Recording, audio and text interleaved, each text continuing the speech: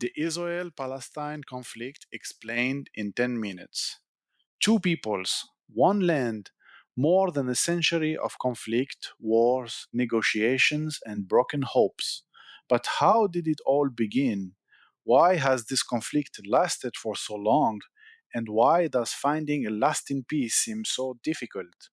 In this video, we'll explain the history of the Israel-Palestine conflict in a simple, balanced, and chronological way. Let's begin. To understand today's conflict, we have to go back more than 100 years. Before World War I, the region known as Palestine was part of the Ottoman Empire. After the empire collapsed, Britain took control of the territory under a League of Nations mandate. At the same time, two national movements were growing. The first was Palestinian Arab nationalism, as the Arab population sought independence. The second was Zionism, a movement that aimed to establish a national homeland for the Jewish people in their ancestral homeland. During the 1920s and 1930s, Jewish immigration to Palestine increased significantly, especially as many Jews fled persecution and antisemitism in Europe. As the population changed, tensions between Jewish and Arab communities also increased. Violence and unrest became more frequent. After the Holocaust, in which 6 million Jews were murdered during World War II, international support for creating a Jewish state grew stronger. In 1947, the United Nations proposed a partition plan that would divide the territory into two independent states, one Jewish and one Arab, while placing Jerusalem under international administration. Jewish leaders accepted the proposal. Most Arab leaders rejected it, arguing that the plan unfairly divided the land. No agreement was reached. On May 14, 1948, Israel declared its independence. The following day, neighboring Arab countries entered the war. When the fighting ended, Israel controlled more territory than had been allocated under the UN partition plan. During the war, around 700,000 Palestinians fled or were displaced from their homes. Palestinians refer to this event as the Nakba, meaning the catastrophe.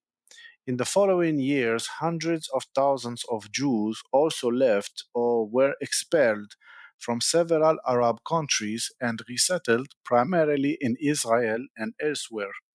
The conflict had now become deeply rooted, affecting millions of lives on both sides. In 1967, another major conflict erupted, the Six-Day War. Israel fought against Egypt, Jordan, and Syria. After 6 days of fighting, Israel gained control of the West Bank, East Jerusalem, the Gaza Strip, the Golan Heights, and the Sinai Peninsula. Years later, Israel returned the Sinai Peninsula to Egypt as part of a peace agreement. However, the West Bank and East Jerusalem remain among the most disputed territories today. Over time, Israel established settlements in parts of the West Bank.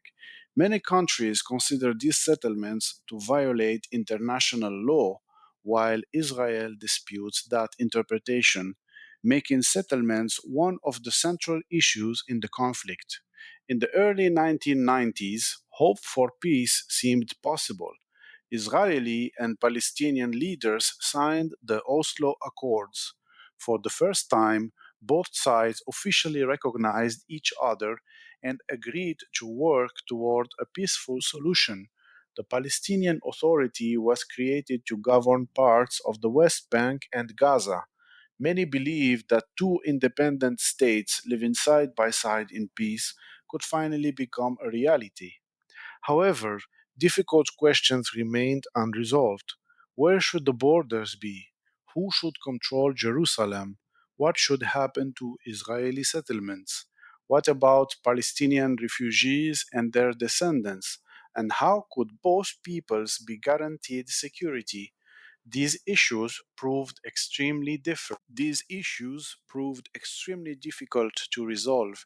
In 2005, Israel withdrew its soldiers and settlements from the Gaza Strip. 2 years later, Hamas took control of Gaza after violent clashes with the Palestinian political party Fatah. Since then, Hamas has governed Gaza. Israel and Egypt have maintained strict controls over Gaza's borders, citing security concerns. Several countries, including Canada, the United States, the United Kingdom, and the European Union, designate Hamas as a terrorist organization. Over the years, multiple rounds of fighting have taken place between Israel and Hamas. Thousands of civilians on both sides have been killed, injured, or displaced. Each new conflict has made peace even more difficult to achieve. On October 7, 2023, Hamas launched a large scale attack against Israel. According to Israeli authorities, approximately 1,200 people were killed and hundreds were taken hostage. Israel responded with a major military campaign in Gaza. The fighting has caused devastating destruction and a severe humanitarian crisis.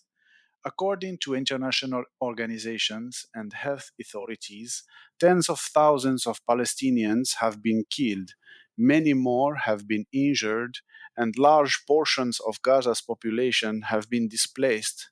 The conflict has also affected neighboring countries and increased tensions across the Middle East. International leaders continue to call for ceasefires, humanitarian assistance, the release of hostages, and a long term political solution. Today, the Israel Palestine conflict remains one of the most complicated and emotionally charged conflicts in the world. It is not only a dispute over land, it is also about history, identity, religion, security, justice, and the aspirations of two peoples who both have deep historical and emotional connections to the same land.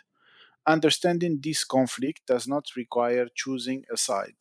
It requires understanding the history, listening to different perspectives, and recognizing the human cost experienced by civilians on all sides. Only by understanding the past can we better understand the challenges of the present and the difficult path toward a more peaceful future. Thank you for watching. If you found this video helpful and informative, don't forget to like, subscribe, and share it with others who want to better understand one of the world's most complex conflicts.